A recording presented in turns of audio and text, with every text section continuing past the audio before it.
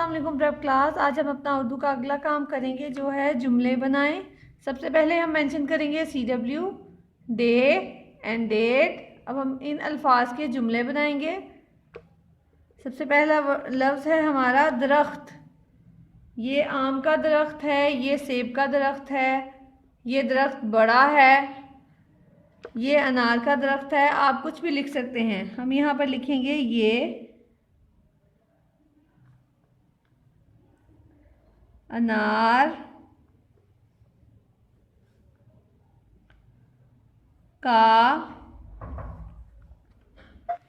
ये अनार का दरख्त है।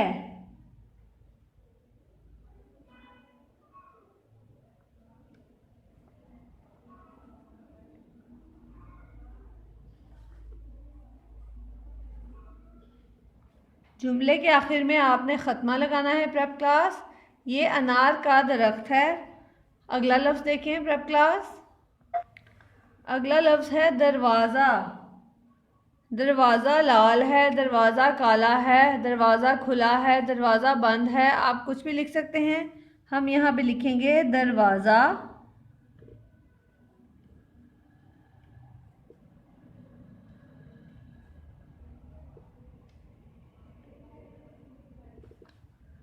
लाल है।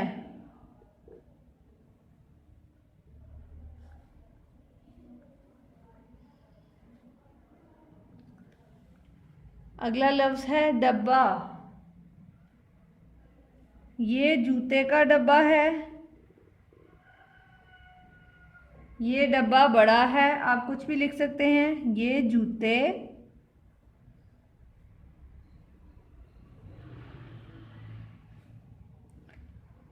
का डब्बा